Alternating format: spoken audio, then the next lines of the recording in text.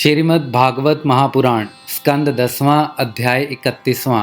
गोपिका गीत। गोपियां विरह आवेश में गाने लगी। प्यारे, तुमने जन्म के कारण वैकुंठ आदि लोकों से भी ब्रज की महिमा बढ़ गई है। तभी तो सौंदर्य और मृदुलता की देवी लक्ष्मी जी अपना निवास स्थान वैकुंठ छोड़कर यहाँ नित्य निरंतर निवास करने लगी हैं, इसकी सेवा करने लगी हैं। परंतु देखो, तुम्हारी गोपियाँ जिन्होंने तुम्हारे चरणों में ही अपने प्राण समर्पित कर रखे हैं, वन वन में भटक कर तुम्हें ढूंढ रही हैं। हमारे प्रेम पूर्व हृदय के स्वामी, हम तुम्हारी बिना मोल की दासी हैं। तुम शरतकालीन जलाशय के सुंदर से सुंदर सर्जित के कर्णिका के सौंदर्य को चुराने वाले नेत्रों से हमें घायल कर चुके हो। हमारे मनोरथ पूर्ण करने वाले प्राणेश्वर, क्या नेत्रों से मारना वध नहीं है? अस्त्रों से हत्या करना ही वध है। पुरुष शिरोमणे, यमुना जी के विषैले जल में होने वाली मृत्यु, अजगर के रूप में खाने वाले अघासुर, इंद्र की वर्षा, आंधी, बिजली, दावानल, वृषभासुर और व्योमासुर आदि से एवं भिन्न भिन्न अवसरों पर सब प्रकार के भयों से तुमने बार बार हम लोगों की रक्षा की है। तुम केवल यशोदा नंदन ही नहीं हो, समस्त शरीरधारियों के हृदय में रहने वाले उनके साक्षी हो, अंतर्यामी हो।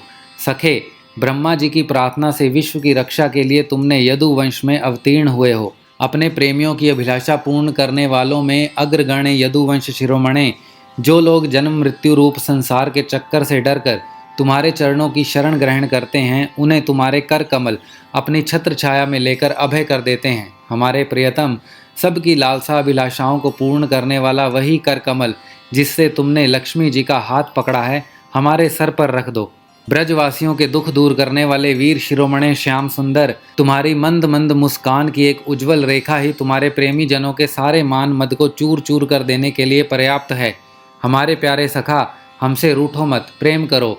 हम तो तुम्हारी दासी हैं, तुम्हारे चरणों पर न्यौछावर हैं, तुम्हारे चरणों पर निछावर हैं। हम अबलाओं को अपना वह परम सुंदर सांवला सांवला मुख कमल दिखलाओ। तुम्हारे चरण कमल शरणागत प्राणियों के सारे पापों को नष्ट कर देते हैं। वे समस्त सौंदर्य माधुर्य की खान हैं और स्वयं लक्ष्मी जी उनकी सेवा करती रहती हैं। तुम उन्हीं चरणों से हमारे बछड़ों के पीछे पीछे चलते हो और हमारे लिए उन्हें सांप के फनों तक पर रखने में भी तुम्हें संकोच नहीं किया। हमारा हृदय तुम्हारी विरह व्यथा की आग से जल रहा है। तुम्हारी मिलन की आकांक्षा हमें सता रही है। तुम अपने वे ही चरण हमारे वक्ष स्थल पर रखकर हमारे हृदय की ज्वाला को शांत कर दो। कमल नयन, तुम्हारी वाणी कितनी मधुर है, उसका एक एक पद, एक एक शब्द, एक एक अक्षर मधुर अति मधुर है। बड़े बड़े विद्वान उसमें रम जाते हैं, उस पर अपना सर्वस्व निछावर कर देते हैं। तुम्हारी उसी वाणी का रसास्वादन करके तुम्हारी आज्ञाकारिणी दासी गोपियां मोहित हो रही हैं। दानवीर, अब तुम अपना दिव्य अमृत से भी मधुर अधर रस पिलाकर हमें जीवन दान दो। प्रभो, तुम्हारी लीला कथा भी अमृत स्वरूप है। विरह से सताए हुए लोगों के लिए तो वह जीवन सर्वस्व ही है। बड़े बड़े ज्ञानी महात्माओं, भक्त कवियों ने उसका गान किया है। वह सारे पाप ताप को मिटाती ही है, साथ ही श्रवण मात्र से परम मंगल परम कल्याण का दान भी करती है। वह परम सुंदर, परम मधुर और बहुत विस्तृत भी है। जो तुम्हारी उस लीला कथा का गान करते हैं, वास्तव में भूलोक में भी सबसे बड़े दाता हैं। प्यारे, एक दिन वह था जब तुम्हारी प्रेम भरी हंसी और चितवन तथा तुम्हारी तरह तरह की क्रीड़ाओं का ध्यान करके हम आनंद में मग्न हो जाया करती थी। उनका ध्यान भी परम मंगलदायक है। उसके बाद तुम मिले, तुमने एकांत में हृदय स्पर्शी ठिठोलियाँ की, प्रेम की बातें कही। हमारे कपटी मित्र, अब वे सब बातें याद आकर हमारे मन को शुद्ध किए देती हैं। हमारे प्यारे स्वामी, तुम्हारे चरण कमल से भी सुकोमल और सुंदर हैं। जब तुम गौओं को चराने के लिए ब्रज से निकलते हो, तब यह सोचकर कि तुम्हारे वे युगल चरण कंकड़, तिनके और कुश कांटे गड़ जाने से कष्ट को पाते होंगे, हमारा मन बेचैन हो जाता है। हमें बड़ा दुख होता है। दिन ढलने पर जब तुम वन से घर लौटते हो, तो हम देखती हैं कि तुम्हारे मुख कमल पर नीली नीली अलकें लटक रही हैं और गौओं के खुर से उड़ उड़ कर घनी धूल पड़ी हुई है।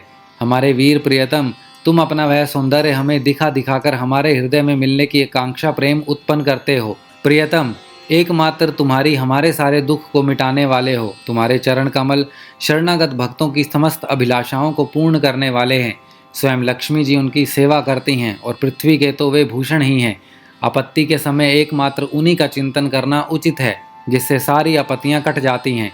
कुंज विहारी, तुम अपने वे परम कल्याण स्वरूप चरण कमल हमारे वक्ष स्थल पर रखकर हृदय की व्यथा को शांत कर दो। वीर शिरोमणे, तुम्हारा अधूरा मत मिलन के सुख को कांक्षा को बढ़ाने वाला है। वह वीर जन्य समस्त शोक संताप को नष्ट कर देता है। यह गाने वाली बांसुरी भली भांति उसे चूमती रहती है। जिन्होंने एक बार उसे पी लिया, उन लोगों को फिर दूसरे और दूसरों की आसक्तियों का स्मरण भी नहीं होता।